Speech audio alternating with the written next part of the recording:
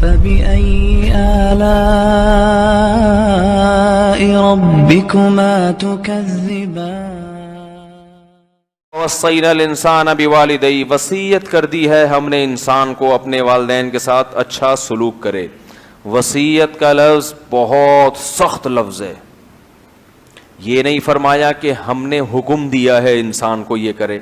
جہاں بھی بات آئی نا قرآن میں نماز کی، زکوٰۃ کی، روزے کی، حکم کی بات آئی ہے، یہ کرو یہ نہیں کرو، یہ کرو یہ نہیں کرو، لیکن جہاں والدین کی بات آئی تو اللہ فرماتے ہیں کہ یہ نہیں میں کہہ رہا کہ حکم دے رہا ہوں، میں وصیت کر رہا ہوں۔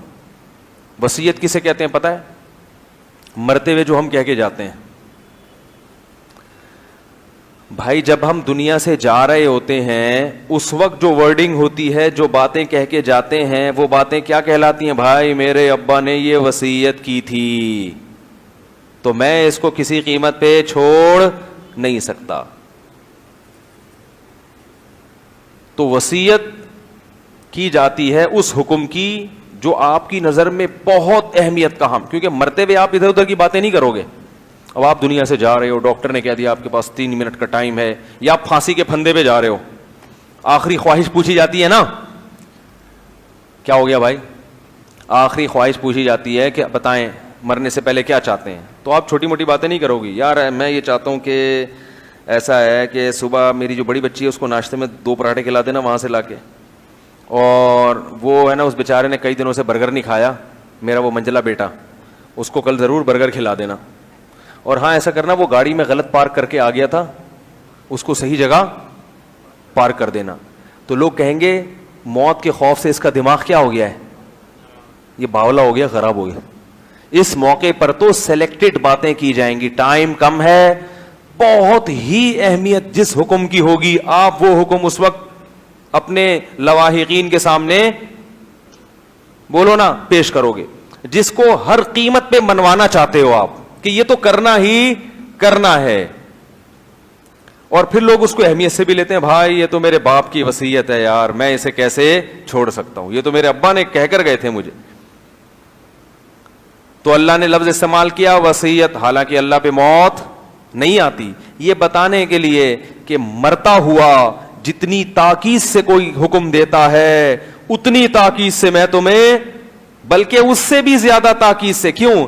عربی میں وصیت کے لیے وصا کا لفظ استعمال نہیں ہوتا، اوصا کا لفظ استعمال ہوتا ہے۔ وصا میں تشدید تاکید کے لیے ہے کہ بہت زیادہ تاکید سے تمہیں وصیت کر رہا ہوں کہ والدین کے ساتھ اچھا سلوک کرنا ہے، بہت اہم حکم ہے، بہت اہم حکم۔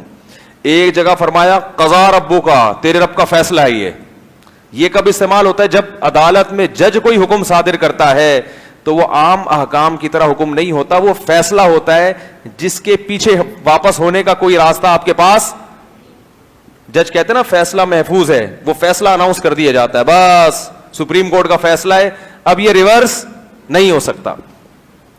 تو اللہ نے والدین کے لیے قضا کا لفظ بھی استعمال کیا اور وصیت کا لفظ بھی، بتا دیا کہ یہ حکم عام احکام کی طرح بولو بھائی نہیں ہے۔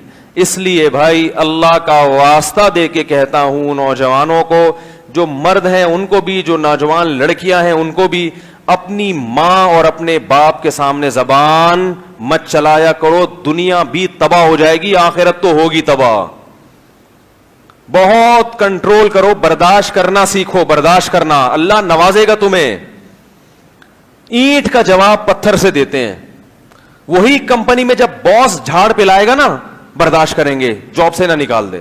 وہی بوڑھا باپ جب جھاڑ پہ لائے گا تو برداشت ہی نہیں ہوتا ان سے کہ یار یہ ہر وقت سناتے رہتے ہیں، ہر وقت سناتے رہتے ہیں۔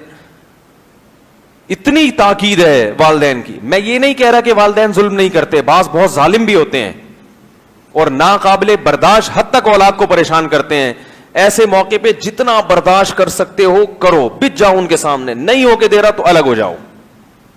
زبان درازی اور تو میں سے بہتر ہے کیا کرو بھائی، الگ ہو جاؤ، اور پھر ان کا حال احوال پوچھتے رہو، مالی امداد کرتے رہو، ان کے لیے دعا کرتے رہو۔ اس کے علاوہ آپ کے پاس کوئی آپشن نہیں ہے۔ بہت زیادہ بعض دفعہ، سب نہیں، 1000 میں کوئی 1-2 ایسے والدین ہوتے ہیں جو بعض دفعہ اولاد کو واقعی ستاتے ہیں، واقعی وہ تنگ کر دیتے ہیں، بہت زیادہ تنگ کر دیتے ہیں۔ تو ایسی صورت میں جب ایسی ناقابل برداشت صورتحال ہو جائے تو میں کہتا ہوں بھائی کیا کرو, الگ رہو, اور پھر ان کے لیے دعائیں پھر بھی کرتے رہو, کیونکہ ان کا حق کبھی بھی ادا نہیں کر سکتے. اللہ نے بہت بڑا حق, جب اللہ نے بنا دیا تو ہم کون ہوتے ہیں بحث کرنے والے. اور والدین کو اولڈ ہاؤس میں جمع کرانا, بیماری میں ان کو نہ پوچھنا, بیمار چھوڑ کے چلے جا کے کوئی ملازم رکھ لیتے ہیں ماسی, اور خود بھول گئے ان کو. ماسی کو پیسے دے دیں گے, وہ سارے پیمپر شیمپر خود ہی چینج کر دے گی ماں کے, اور یہ ابا کے لیے بھی ایک ملازم رکھا, خود بالکل بھول گئے. یہ بھی غلط ہے بھائی. ابا کی گندگی صاف کیا کرو خود. اگر فالج ہو گیا ہے, قومے میں چلے گئے, اللہ نہ کرے لقوہ ہو گیا, ان کو خود اپنے ہاتھوں پہ بٹھا کے نہلاؤ دھلاؤ, یہ خدمت کرو. بہت بڑی خدمت ہے, بہت بڑی خدمت. اللہ بہت نوازے گا, آخرت میں نہیں دنیا میں بھی نوازے گا, آخرت تو بعد میں ہے. مسلمان معاشرے میں یہ تصور نہیں تھا کہ ابا کے لیے دوسرا کوئی بندہ رکھا جائے. یہ تو اس دور کی یہ جہالت ہے اور سفاکیت ہے. ہاں آپ سے مشکل ہو رہی ہے, ایک آدمی سے سنبھالا نہیں جا رہا, پھر ملازم رکھ لیا, وہ ایک الگ بات ہے. جان چھڑانے کے لیے ملازم رکھنا کہ یار پیسے دے دوں گا وہ کر لیا کرے گا, یہ ظلم ہے باپ کے ساتھ, یہ ظلم ہے ماں کے ساتھ. پہلے اس کا تصور نہیں تھا معاشرے میں. اپنا بڑھاپا سوچو, تمہارے اوپر بھی تو یہ سب کچھ آئے گا نا. الحمدللہ ایسے لوگ بھی ہیں 15 سال سے باپ کوما میں گیا ہوا ہے, لیکن بیٹے اس کو چھوڑ کر جانے کے لیے تیار نہیں ہے. بیٹے اس کی خدمت کرتے ہیں, اس کے قضائے حاجت اس کے بستر پہ ہی سب واش کرتے ہیں, دھوتے ہیں, پیمپر چینج کرتے ہیں. ایسے بیٹے بھی ہیں الحمدللہ. لیکن مغربی کلچر آہستہ آہستہ ہمارے ہاں آ رہا ہے, اور اس کی وجہ بھی والدین ہے. والدین اپنی اولاد کو دین نہیں سکھاتے. انہوں نے ساری زندگی ان کو فزکس کیمسٹری میں لگا کے رکھا ہے, اور فزکس میں والدین کے حقوق کہیں بھی نہیں پڑھائے جاتے. میڈیکل سائنس میں یہ تو بتایا جاتا ہے بچے کی پیدائش کا پروسیس کیا ہوتا ہے, لیکن باپ اور ماں کا بچے پر کتنا بڑا احسان ہے. میڈیکل سائنس میں ایسا کوئی چیپٹر بولو نا بھائی ہے کیا, کہیں پڑھایا جاتا ہے؟ آئیے اب والدین کے حقوق پر پروفیسر صاحب آ کے خطاب کریں گے. جب چیپٹر ہی نہیں ہے تو ڈاکٹر کو کیا پتا کہ باپ کا کیا حق, ماں کا کیا حق.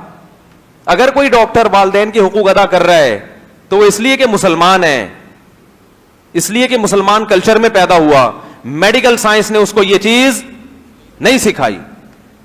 کوئی انجینئر ہے تو انجینئرنگ میں اس نے پڑھا ہی نہیں کہ تمیز سے بات کیا ہوتی ہے, تو کیسے تمیز سے بات کرے گا بھائی لوگوں سے؟ کیا خیال ہے بھائی؟ تمیز تو مدرسوں میں سکھائی جاتی ہے, بزرگوں کے یہاں سکھائی جاتی ہے. اب بچے ماں باپ کہتے ہیں ہمارا بچہ انجینئر بن گیا مگر ہم سے تمیز سے بات نہیں کرتا. میں ان سے کہتا ہوں بھائی اس نے جتنی کتابیں پڑھی ہیں اس میں تمیز نام کا کوئی چیپٹر تھا ہی نہیں, تو وہ کیسے بات کرے گا؟ آپ کو اگر تمیز سکھانی تھی اس کے لیے تبلیغ میں بھیجتے آپ اس کو. کچھ اللہ کی راہ میں پسینہ بہاتا, اللہ کی راہ میں جوتے کھاتا, اللہ کی راہ میں ٹینشن اٹھاتا, تو اس کے اندر برداشت کی قوت پیدا ہوتی, والدین کے فضائل سنتا, اللہ رسول کی احکام کی اہمیت دل میں پیدا ہوئی ہوتی, اہل اللہ کے پاس جا کے بیٹھتا, بزرگوں کی جوتیاں سیدھا کرتا. تو جب سفید ریش بزرگوں کی جوتیاں سیدھا کرنے کی عادت پڑے گی تو باپ کا احترام بھی دل میں آئے گا کہ نہیں آئے گا؟ اور سارا دن بیٹھ کے بزرگوں کو بگالیاں دیتا رہے گا تو ایک دن اپنے ابا کو بھی کیا کرے گا؟ گھر سے نکال دے گا باہر. تو ادب تمیز میں مجھے یاد ہے ہم جب مدرسے گئے تو ہم نے دیکھا کہ ہمارے شیخ جو حضرت مفتی رشید احمد صاحب تھے, طلبہ ان کے جوتے سیدھے کرتے تھے. وہ بڑی عمر کے تھے, سفید ریش تھے, تو ہم نے بھی دیکھا دیکھی ان کے چپل سیدھے کرنا شروع کر دیے. جب وہ جا رہے ہیں تو ہم چپل اٹھا کے رکھ دیتے تھے. کچھ دنوں میں مجھے خیال آیا, جب میں گھر آتا تھا تو مجھے پھر شرم آتی تھی کہ یار ہم اپنے باپ کے جوتے کیوں نہیں اٹھاتے. جب ایک پریکٹس ہو گئی نا تو پھر شرم آتی تھی کہ ہمارے ابا اپنے جوتے اپنے ہاتھ میں پکڑ کے چلیں اور ہم پیچھے پیچھے ایسے ہی چلیں, یہ ہماری غیرت کے خلاف. وہ ابا پھر میں کوشش کرتا تھا ابا کے جوتے اٹھاؤں, ابا اٹھانے نہیں دیتے تھے, لیکن دل میں ایک شرمندگی ہوتی تھی. تو یہ چیزیں ٹریننگ سے آتی ہیں. تمیز کہاں سے آتی ہے؟ فزکس کیمسٹری سے بولو بھائی, نہیں آتی. تو بہت ضرورت ہے. کلچر تباہ ہو رہا ہے, باپ کا احترام نکل رہا ہے, دادا دادی نانا نانی کا احترام نکل رہا ہے. جو غیر مسلموں میں ڈراموں میں فلموں میں دیکھ رہے ہیں وہی چیز ہمارے گھر میں آ رہی ہے. دادیوں کو جھڑکا جاتا ہے, دادی ماں کی طرح ہوتی ہے بھائی, وہ تمہاری باپ کی بھی ماں ہے, اس کا تو بہت زیادہ احترام ہے, اس کے لیے بھی قابل احترام ہے. اس کے تو قدموں میں بیٹھا کرو, پاؤں دبایا کرو, کڑوی کسیلی سنا کرو. نہ دادی کا احترام نہ نانی کا احترام, مذاق اڑا رہے ہوتے ہیں, دادی ہر وقت کھانستی رہتی ہے, دادی چیختی رہتی ہے, دادی کو تمیز سے بات, آہستہ بولو. ایک جگہ میں نے دیکھا ایک صاحب کہہ رہے ہیں اپنی دادی کو ذرا آہستہ بات کرو. میں نے کہا یار تیری باپ کی ماں ہے, یہ اتنا بڑا احترام, اس کو تم کہہ رہے ہو کہ آہستہ بات کرو, اس کو سکھا رہے ہو تم. یہ ہے وہ کلچر جس کی طرف ہمیں مغرب لے کر جا رہا ہے, میڈیا بھی لے کر جا رہا ہے اسی کلچر کی طرف, اور مغرب بھی اسی کلچر کی طرف ہمیں لے کر جا رہا ہے. تو بھائی ان بزرگوں کی قدر کرو. قرآن حدیث میں کیا آتا ہے, حدیث سے فقہا نے, تمام فقہا نے مسئلہ نکالا ہے کہ آپ اگر نفل نماز پڑھ رہے ہیں, باپ نے آپ کو بلایا, آپ نماز توڑ کر اس کی بات کا جواب دیں. ماں نے بلایا, نماز توڑ کے ماں کی بات کا جواب دیں. دادا نے بلایا, نماز توڑ کے دادا کی بات کا جواب دیں. دادی نے بلایا, نماز توڑ کر دادی کی بات کا جواب دیں. نانی نے بلایا, نماز توڑیں نانی کی بات کا جواب دیں. نانا نے بلایا, نماز توڑیں نانا کی بات کا جواب دیں. اس کے علاوہ کوئی بھی بلائے تو نماز توڑنے کی ضرورت نہیں ہے. کتنا بڑا حق, کتنا بڑا حق بنا دیا. سب کلچر کی واٹ لگ رہی ہے, بس پیسہ کماؤ پیسہ کماؤ پیسہ کماؤ. اور والدین کا بھی قصور ہے, ان کو بھی وہی بچہ اچھا لگتا ہے جو پیسے کما کے کھلاتا. ان کو نماز پڑھتا ہوا بچہ اچھا لگتا ہی نہیں ہے. نماز پڑھتا ہوا بچہ ان کو کیا, داڑھی والا بچہ ان کو اچھا لگتا ہی نہیں ہے. شلوار ٹخنے سے اوپر ہو تو ان کو بچہ ملا ملا سا لگ رہا ہوتا ہے, وہ پسند ہی نہیں کرتے. تو جب آپ چاہتے ہو آپ کا بچہ لبرل بنے اور جناب زمانے کے ساتھ چلے, تو بھائی زمانے میں سب سے آگے تو امریکہ نکل چکا ہے.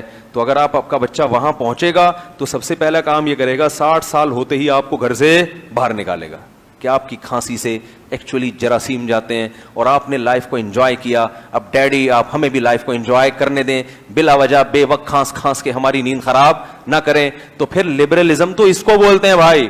یہ جو لبرل لوگ کچھ اپنے ابا اماں کی خدمت کرتے ہیں, یہ مذہب کے اثرات ہیں جس کی وجہ سے کر رہے ہیں. یہ خاندانی اثرات ہیں اسلامی کلچر کے. اب یہ اثرات آہستہ آہستہ مزمحل ہو رہے ہیں, کم ہو رہے ہیں. اگلی 2-4 نسلوں میں نہیں ہوگا یہ.